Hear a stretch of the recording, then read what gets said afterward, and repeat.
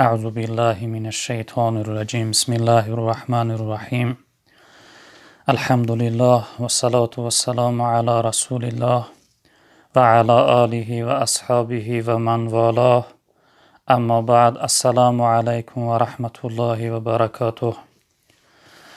برادران عزیز، دوستان گرامی قدر، این شبهای نورانی، شبهای طلایی این ماه شریف رمضان را برای همه شما تبریک و مبارک باد میگویم.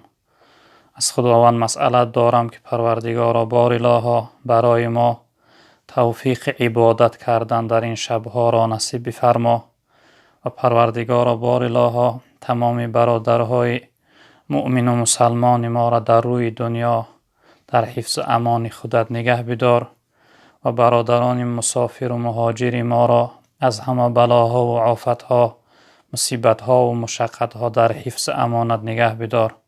پروردگارا مشکلی ها را آسان بگردان. پروردگارا بار الها این وباها و بلاهایی که امروز در روی عالم پهن هستند، اینها را از حیات ما دور بگردان. پروردگارا به شرافت این ماه نور اسلام عزیز ما را در روی عالم غالب بگردان و دشمنهای اسلام را خار و زبون و نیست و نابود بگردان.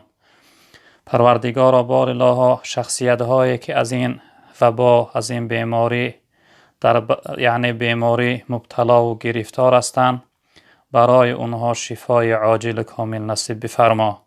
شخصیت هایی که از این وبا وفات کردن، از دنیا گذشتن، بندگی کردن، اونها را رحمت و مغفرت بگردان. آمین یا رب العالمین. برادران عزیز و بزرگوار، صحبتی که امروز میخواهم خدمت شما داشته باشم در اطراف و کنار این است که ما و شما امروز در حالت امتحان و سنجش الله رب العالمین قرار داریم.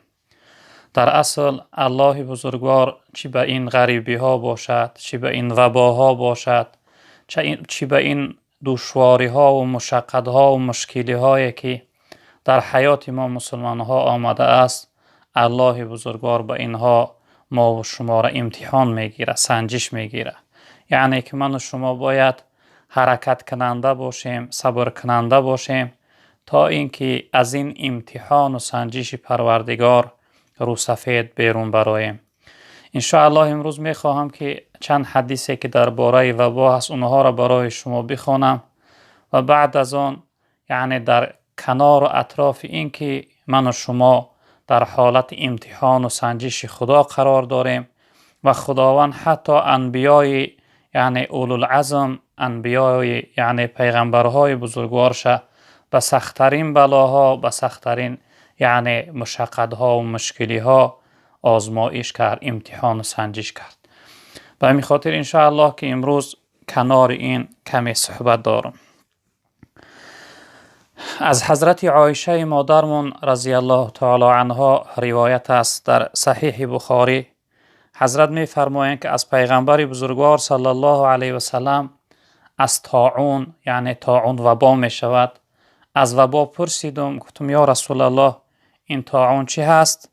پیغمبر بزرگوار صلی الله علیه و سلم به سوی من خبر داد که انه کان عذابا یبعثه الله تعالی علی من یشاء.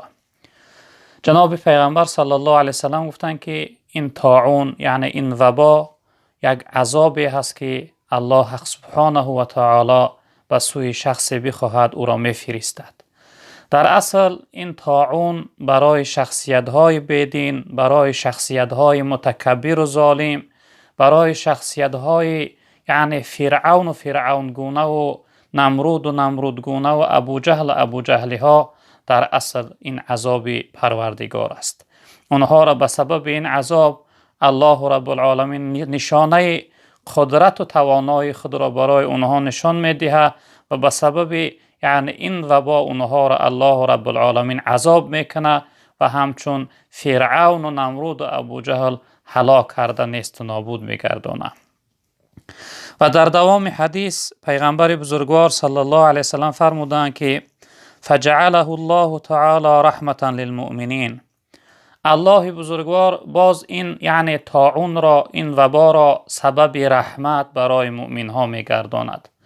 در اصل رحمت بودن این را ما یعنی عیناً یعنی در این شب و روز دیدیم که اکثر مردمی که از عبادت و بندگی خدا دور بودن، اکثر مسلمان و مسلمان زاده مؤمن یعنی مؤمن هایی که از نماز دور بودن، از عبادت و بندگی خدا دور بودن، اما وقتی که خبر این یعنی کرونا ویروس میگویند دیگر که وقتی خبر این شنیدن و بعد از اون برای اونها امر شد که باید شما در خانه نشینه، از خانه بیرون نشوه که این کسل سرایت کننده هست، گذرنده هست، از ترس این بیماری اونها یعنی رو به خدا آوردن، اونها اهل عبادت اهل نماز گشتن، اونها را میبینی که یعنی خود را اصلاح کردن.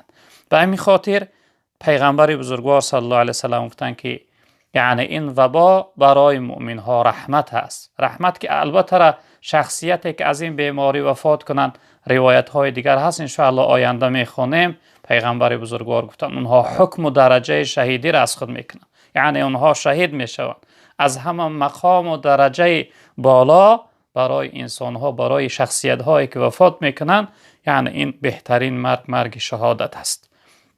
رب العالمین در قرآن میفرماید قل ان صلاتي و نسوکی و محیای و مماتی لله رب العالمین. بگو ای محمد صلی الله علیه وسلم که نماز من، قربانی من، زندگانی من، مرگ من برای الله رب العالمین است. یعنی که بهترین مرگ ها این مرگ شهادت. شخصیتی که از این وبا یعنی وفات کنه، بندگی کنه، اون شخصیت درجه شهیدی را از خود میکنه.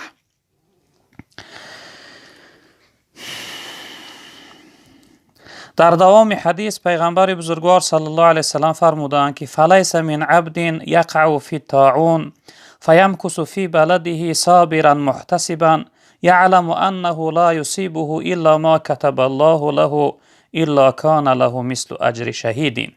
پیغمبر بزرگوار گفتند که هر شخصیتی که وقتی یعنی این وبا، این بیماری وقتی در جامعه اونها پیدا شد، اون شخصیت یعنی در شهرش، در مکان خودش ایستد، یعنی بیرون نشوه، صبر کننده باشه، یعنی در این حالت مشقت و دشواری و مشکلی که امروز ما و شما همچون کرانتین میگن در خانه ها نشسته هستیم، بعضی برادرهای ما خیلی در حالت دشواری و مشقت قرار دارن که بعضی اونها گرسنه هستند، بعضی اونها بیکار هستند.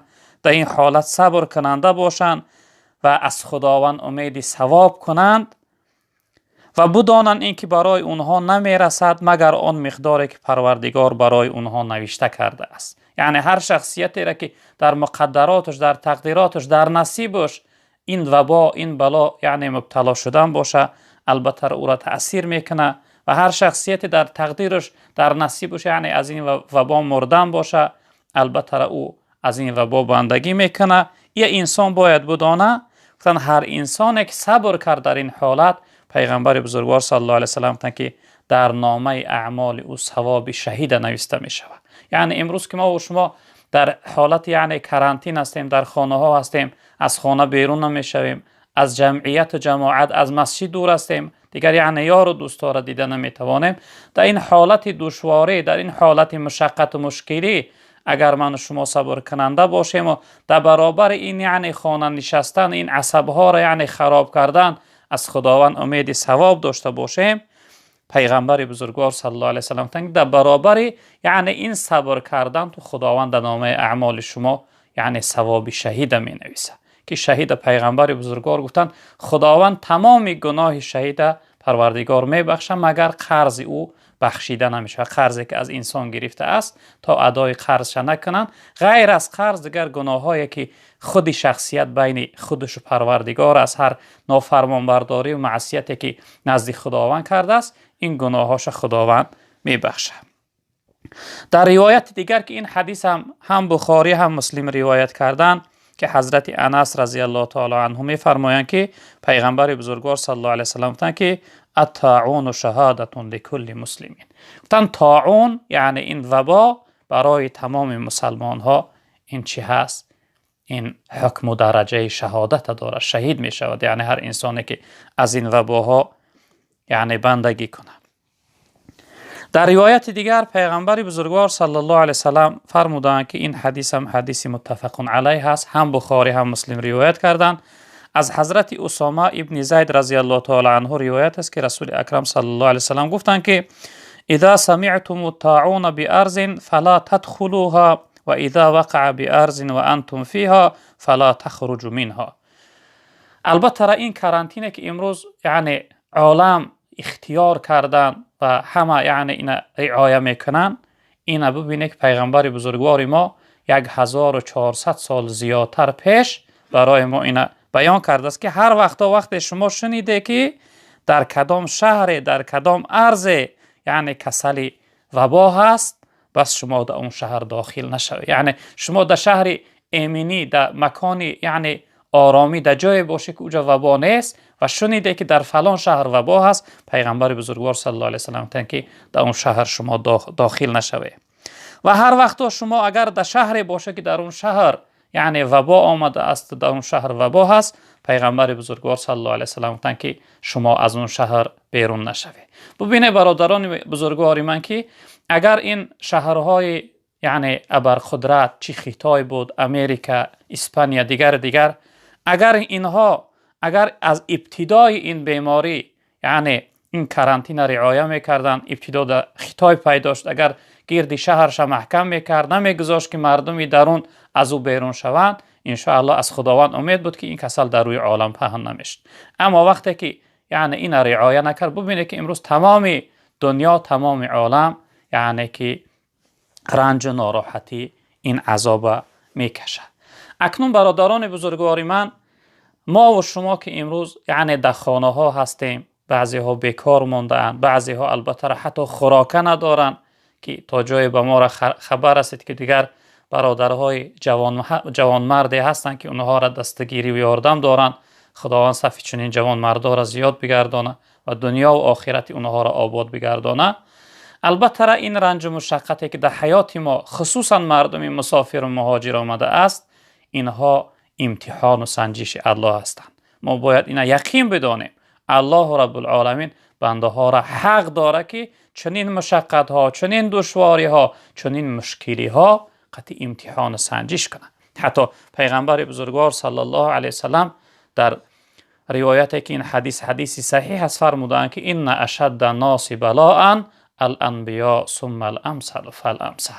از همه پربلاترین شخصیت ها، از همه شخصیت هایی که امتحان و سنجش سخت از بالا گذراندن، اینها پیغمبرهای خدا هستند. بعد از پیغمبرها شخصیت هایی که به پیغمبرها نزدیک هستند، البته صالحین، انسان های اهل علم و علما، دوستای خدا، بعد از آن مؤمن ها و مسلمان ها. یعنی الله رب العالمین این بنده ها را حتی در دوام حدیث پیغمبر بزرگوار گفتند خداوند هر یک شخصیت به اندازه ایمانداریش امتحان و سنجش میکنه. هر شخصیت یعنی در دعوای این که من مؤمن هستم، من مسلمان هستم، خداوند این بنده ها را سنجش میکنه. البته در روز میثاق الله رب العالمین به ما عهد کرده بود، یعنی از ما عهدنامه گرفت که الستو بربکم، آیا من رب شما، پروردگار شما، آفریدگار شما، خلق کننده شما، خدای شما، صاحب شما نیستم؟ البته همه انسانیت اون روز یعنی صاحب عقل بودن، همه یعنی اون لحظه به پروردگار عهد کردن، گفتن بلا انت ربنا و رب العالمین، بله تو پروردگار ما و پروردگار همه عالمیان هستی. البته وقتی که به دنیا را آمدن، یک گروه مردم از روی فتنه و فساد دنیا، از روی یعنی شهوت شده، از روی شیطان شده، از روی غرور دنیا شده، از روی تنی سعت و جوانی شده، این عهد پروردگار شکستند. مولانا میفرمایند دنیا طلبان ز حرص مستند و همه، موسی کش و فرعون پرستند و همه، آن عهدی که با خدا بستند و همه، از بحر درم جمله شکستند و همه. یعنی بسیاری بنده های خدا عهد خدا را شکستند. البته رو انسان هایی که ضعیف الایمان هستند، انسان هایی که فاسق هستند، انسان هایی که از راه شریعت دور هستند، اونها را خداوند این چنین امتحان های سخت نمیکنه، اونها را به اندازه سبکتر. اما من و شما شخصیت های مؤمن ها و مسلمان ها، شخصیت هایی که نماز میخوانیم و یعنی الحمدلله که روزه میگیریم و امر و نهی پروردگار را رعایت میکنیم، خداوند ما را امتحان های زیادتر میگیره. الله رب العالمین در سوره یعنی عنکبوت میفرمایند که ابتدای آیت هاش از استعیذ بالله الف لام میم احسب الناس ان یترکوا ان یقولوا آمنا وهم لا یفتنون ولقد فتنا الذين من قبلهم فليعلمن الله الذين صدقوا وليعلمن الكاذبين. صدق الله العظیم. الله رب العالمین در ابتدای این آیت میفرماید که آیا مردم حساب میکنن اینکه پروردگار اونها را به حال خودشون میگذاره، یعنی داخل جنت چون میکنه حالا اینکه اونها را امتحان و سنجش نکرده است. ببینه پروردگار اینجا یعنی دلالت داره که حالا آنکه من این بنده ها را امتحان و سنجش نکردم، اینها فکر دارن که یعنی از امتحان و سنجش من ناگذشته یعنی مفت و رایگان داخل جنت میشوند. حالا آنکه ولقد فتن الذين من قبلهم، حالا آنکه ما امتحان و سنجش کردیم، پروردگار میگه شخصیت هایی که پیش از شما بودن، امت های گذشته، پیغمبر های گذشته، همه اونها یعنی از امتحان های سخت پروردگار گذشتن. خداوند اونها را سنجش کرد. به چی خاطر سنجش کرد؟ فلا یعلمن الله الذين صدقوا ولا یعلمن الكاذبین. تا اینکه پروردگار بدونه کدامش بنده صادق از بنده حقیقی هست. به چی خاطر خداوند امتحان میگیره؟ به خاطری که با ما را پروردگار امتحان میگیره که کدام ما بنده واقعی هستیم و کدام ما بنده یعنی ضعیف الایمان. مولانا میفرمایند که آن خدا را میرسد کو امتحان، پیش آرد هر دم با بندگان، تا با ما را نماید آشکار، که چی داریم از عقیده در سرار. الله رب العالمین حق داره که بندش چیکار کنه؟ سنجش کنه، تا اینکه کو در دلهای ما آیا ایمان ما حقیقی و واقعی هست یا نه. حتی در جای دیگر رب العالمین میفرمایند که و من الناس من یقول آمنا بالله و بالیوم الاخر و ما هم بمؤمنین. میگه در بین مردم شخصیت هایی هستند که میگویند ما بنده خدا هستیم، ما یعنی که به خدا ایمان داریم، اما اونها مؤمن نیستن. پروردگار میگه یعنی که ایمان اونها ایمان حقیقی و واقعی نیست. یعنی رب العالمین در جاهای زیاد در قرآن میفرماید که من بنده هام امتحان و سنجش میکنم. در جای دیگه میفرمایند که استعیذ بالله سوره بقره آیت 155 تا 157 الله رب العالمین میفرمایند که ولنبلونکم بشیء من الخوف والجوع ونقص من الاموال والانفس والثمرات وبشر الصابرین الذين اذا اصابتهم مصیبه قالوا انا لله و انا الیه راجعون. الله رب العالمین در این آیت میفرماید که من شما را به یک چیز سنجش میکنم، به خوف، یگان خوفناکی، نه آرامی و ناراحتی مثل این وبای ببین که همه را تشویش آورده است، به یک خوفناکی، به گرسنگی، یعنی به نشدن، به کم شدن مال، یعنی به ضرر کردن، به کم شدن مال، یا اینکه به یگان فرد نفری را از حیات شما، برادرت، پدرت، فرزندت، یگان نزدیکت از حیات شما میگیرم. و ثمرات یعنی درختهای شما، زراعتهای شما را، یعنی میوه های شما را، یعنی که یک آفت به بالاشون میارم که نمیشوند. پروردگار میگه به اینها من شما را سنجش میکنم، یعنی به خوفناکی، به گرسنگی، به کم شدن مال، یا اینکه به رفتن وفات کردن و بندگی کردن یگان نزدیک، یا اینکه به نشیدن و آفت زدن زراعت یعنی میوه ها، الله رب العالمین میگه من شما را امتحان و سنجش میکنم. و بشر صابرین، الله رب العالمین میگه خبری خوش بده، یعنی خبری رضای پروردگار، خبری جنت بده برای انسانهای صبر کننده، شخصیت هایی که در مصیبت اصل وفات کردن و مردن یگان نزدیک نیست. هر غم و ناراحتی که در حیات انسان آمد اون براش است مصیبت است، اون براش یعنی که ناراحتی است. رب العالمین گفتن بشارت، خبری خوش بده برای شخصیت هایی که وقتی مصیبت به بالاشون اومد اونها میگویند که انا لله و انا الیه راجعون، ما هم بندگان خدا هستیم و هم آخر از این دنیا به سوی پروردگار بازگشت داریم. من و شما هم باشیم برادران عزیز بزرگوار، در این مصیبت، در این حالتی یعنی دشواری و مشقت حرکت داشته باشیم که صبر کننده باشیم، از خداوند امیدی ثواب داشته باشیم، توکل به خدا کنیم. بعضی انسان ها خود را گم کردن، بعضی انسان ها پریشان هستند. حتی روز برادری به من زنگ زد که یک شخصیت نزدیک شه که حضرت از فکر از غم و بیماری یعنی گرفتار شده است. ما تکیه به خدا، توکل به خدا داشته باشیم. هر چیزی که در قسمت ما باشه، در تقدیرات ما باشه، نادیده علاج نداریم. به همین خاطر و تعبیر مولانا هر چی دلم خواست نه آن می شود، آن چی خدا خواست همان می شود. خواست خدا هر چیزی باشه، نادیده ما علاج نداریم. به همین خاطر ما باید در قضای الهی تسلیم باشیم. در محبت هر کسی دعوا کند، 100,000 امتحان برپا کند. گر بود صادق کشد باری جفا، ور بود کاذب گریزد از بلا. کسی دعوای محبت بندگی خدا کرد، کسی دعوا کرد که من بنده الله هستم، الله رب العالمین و شخصیت البته را امتحان میگیره، سنجش میکنه. به همین خاطر ما و شما برادران بزرگوار من در حالت امتحان و سنجش الله قرار داریم. حرکت داشته باشیم که یعنی در این امتحان و سنجش رو سفید سربلند بیرون برایم. یعنی صبر کننده باشیم، از خدا امید ثواب داشته و دعا کننده باشیم. دعا کنیم که پروردگار این مصیبت، این داغ، روایت ها زیاد هستند که پیغمبر بزرگوار صلی الله علیه و سلم گفتند که دعای 3 نفر در درگاه خداوند قبول می شود، هیچ یگان شکی نیست در قبول شدنش. یکی از اونها انسان مسافر است. امروز ما اکثر مهاجرها و مسافرها در یعنی غربت، در یعنی مسافرت هستیم. ما دعا کنیم، باور داشته باشیم که خداوند دعای ما را قبول میکنه. از تحت دل دعا کنیم که خداوند این مشکلی و مشقت و دشواری از حیات ما دور بگردان. دیگر اینکه روایتی که شب گذشته خواندیم، پیغمبر بزرگوار صلی الله علیه و سلم تن دعای انسان روزدار وقتی افطار کردنش در درگاه خداوند قبول میشه. یعنی که وقتی افطار کردن دعا کنیم که خداوند این بلا را، این وبا را یعنی از روی ما مسلمان ها دور بگردانه.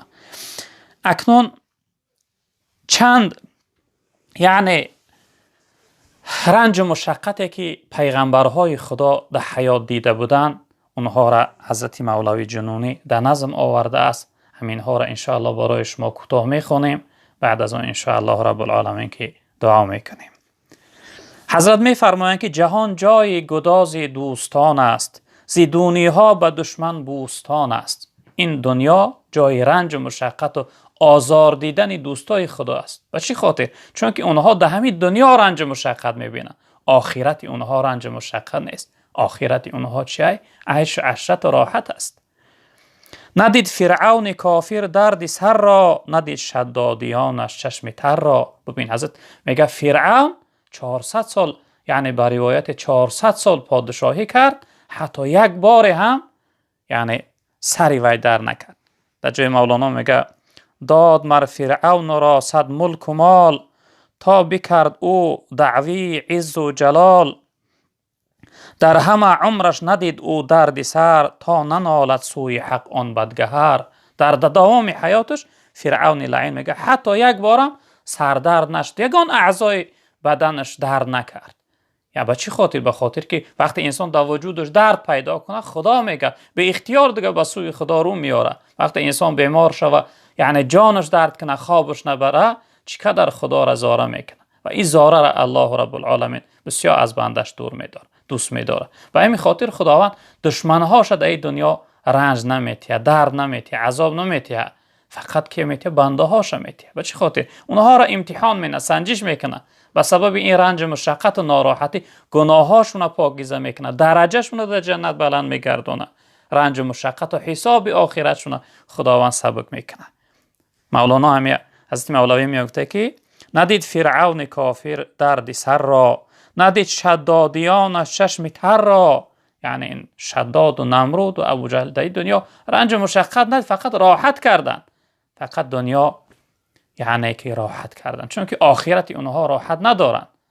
دنیا جناب پیغمبر در روایت میگه دنیا سجن المؤمن و جنت الکافر. دنیا یعنی زندان مؤمن ها هیا جنت کافر ها هست. در این دنیا اینها راحت دارن، در آخرت راحت ندارن. ان شاء الله من و شما در آخرت به سبب این رنج مشقت در جنت ان شاء الله درجه عالی، درجه بلند ان شاء الله رب العالمین از خود میکنیم. به آدم ناله این نازلم نگر نوحش به نوحه موج دریا. حضرت آدم علیه السلام ببینه که وقتی که خداوند ما منع کرد که به سوی این درخت نزدیکی نکن، یعنی در جنت خداوند به خاطر امتحان و سنجش او را از یک درخت منع داشت و این درخت ممنوع است، نزدیکی نکن. حضرت آدم علیه السلام در فریب شیطان افتاد، همراه ما و حوامون.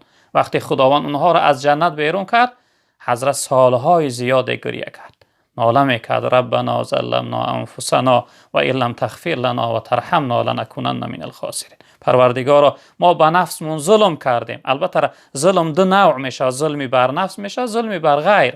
ظلمی بر نفس همین گناه و معصیت. وقتی گناه کردی خود در عذاب خدا، در عتاب خدا مبتلا میکنی، ظلمی بر نفس ای.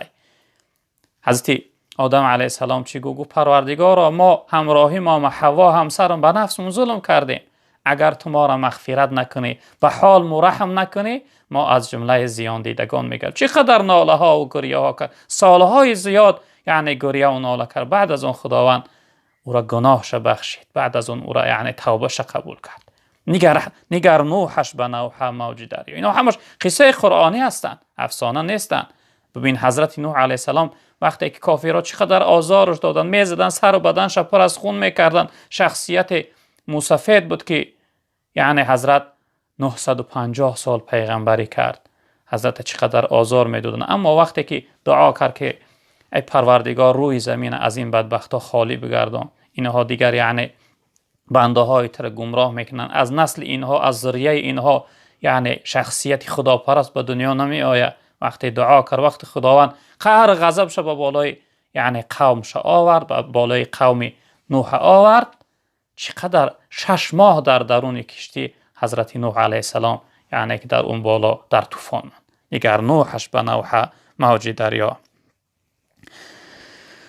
جگرخون شد خلیل از جبر نمرود، بر ذبحی ولد شد امر معبود. ببین که خداوند حضرت ابراهیم علیه السلام که خلیل الله بود، دوست الله بود، چقدر امتحانهای سخت از حضرت ابراهیم علیه السلام گرفت. یکمش این که او را به آتش نمرودی ها کشاند. نمرود چقدر یک پادشاه ظالم متکبر در دور زمانش بود که حتی به حالت رسید که قصد سوزاندنش کرد، یعنی که یک آتش یک علاوه کلان در گریان کرد، خواست که ابراهیم علیه السلام را او بسوزانه. اما رب العالمین یعنی به سوی وقتی نمرودی ها حضرت ابراهیم علیه السلام در آتش انداختند، در آتش پرتافتند، رب العالمین به سوی آتش خطاب کرد که یا نار کونی بردم و سلاما علی ابراهیم. ای آتش خنک شه و ابراهیم ما را سلامت نگه بدار. شیخ عطار میگه آن که لطفی خویش را اظهار کرد، بر خلیلش نار را گلزار کرد. پروردگار را ببین که بندش چقدر امتحان سخت میگیره، اما در حالت اون امتحان هم وقتی بنده صابر باشه، صادق باشه، از درون آتش یعنی که او را سالم سلامت بیرون میبره. ببین حضرت گفتن که جبری که یعنی آزار و مشقتی که نمرود برای حضرت ابراهیم علیه السلام میداد، این همش امتحان و سنجش خدا بود و در دوامش بر ذبحی ولد شد امر معبود. وقتی که از عراق به سوی فلسطین حضرت هجرت کرد، یعنی از نمرود جدا شد و هجرت کرد به سوی فلسطین رفت، دوباره خداوند ابراهیم خلیلش امتحان و سنجش کرد. در خواب بود، در خواب دید که حضرت اسماعیل علیه السلام فرزند 9 ساله 10 سالش در زمین خواب کرده است و کار در گردنش میکشه. البته خواب پیغمبرها برای اونها همچون امری هست. جناب پیغمبر میگه و رؤیت الانبیاء وحیون، خواب پیغمبرها این وحی هست، همچون امر خدا هست. یعنی که حضرت ابراهیم علیه السلام وقتی که این خواب دید، از جانب خدا براش دستور امر شد که اذبح ولدک فی مرضات. ابراهیم فرزند به خاطر رضاگی ما ذبح کن، قربانی کو در راه ما. ببین خداوند چی امتحان و سنجشی سخت از دوستاش میگیره. حضرت ابراهیم علیه السلام میگه با سوی اسماعیل گفت که ای فرزندم، گفت اینی ارا فی المنام انی اذبحک. ای فرزندم من در خواب دیدم که تو را قربانی میکنم، فانظر ماذا تری. نظری تو، فکری تو، گمانی تو در این خواب من چه است؟ اسماعیل علیه السلام که فرزند ابراهیم بود، اونم امتحان و یعنی سنجش خدا را میدانست، تسلیم شد. گفت یا ابت افعل ما تؤمر. گفت ای پدر جان، گفت امر خدا را بجا بیار، ستجدونی ان شاء الله من الصابرین. ان شاء الله من از جمله صبر کننده ام میابم. ببین که خداوند دوستاش چی امتحانی سخت گرفت که فرزند در راه ما قربانی کن. از این امتحان و سنجش ابراهیم علیه السلام یعنی رو سفید سربلند بیرون برآمدن. تنی ایوب شد طعمه به کرمان، سفید شد چشم یعقوبش ز احسان. حضرت یعنی ایوب علیه السلام دوام 7 سال بیماری مبتلا شد که همه از او رو گردوندن، حتی از شهرش او را زدن بیرون کردن، در یک گوشه تنها ماند، تمام وجودش یعنی جراحت ها فرو گرفتن، حتی بدنش کیرم زد.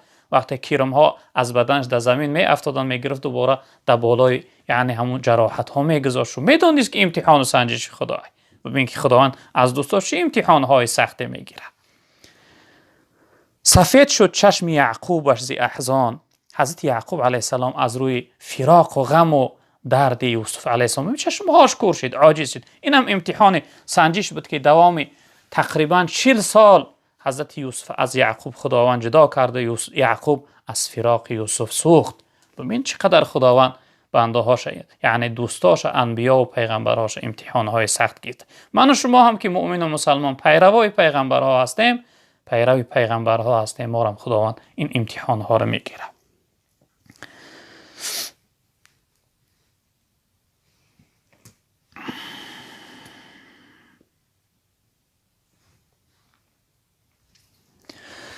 و این چنین در آخر جناب پیغمبر صلی الله علیه وسلم گفته که محمد شد شهید از سنگ و دندان، جفای کافر بو جهل چندان.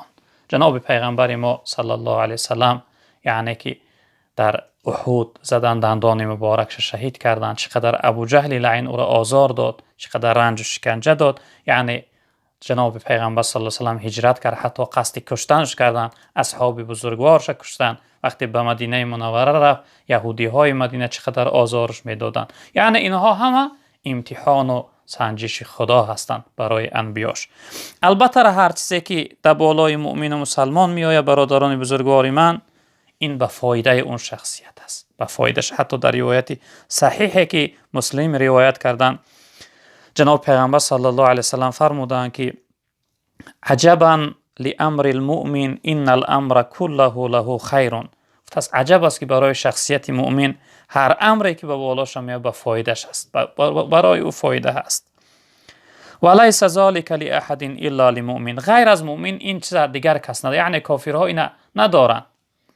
این اصابته سراه شکر فکان خیرا له. وقتی در زندگی مؤمن خرسندی و شادی خوشحالی می آید، شکر گزار میشه، شکر میگوید این مؤمن، اینم به فایدهش است. و این اصابته ضراء فصبر فکان خیرا له. وقتی در زندگی مؤمن یعنی که رنج و مشقت می آید، ضرر می آید، این مؤمن صبر میکنه. این مؤمن یعنی که در برابر این صبر کننده میشه و یعنی که اینم براش فایده هست که خداوند براش ثواب میده. حتی در روایت پیغمبر بزرگوار صلی الله علیه و سلم که هر رنج و مشقت و ناراحتی، هر غمگینی و دشواری یکی در حیات مؤمن می آید، حتی یک خاری که در کف پای مؤمن میزنه، جناب پیغمبر صلی الله علیه و سلم در برابر خداوند اون مؤمن یعنی گناهاش بخشیده میگردونه، کفارت گناهاش میشه و خداوند درجهش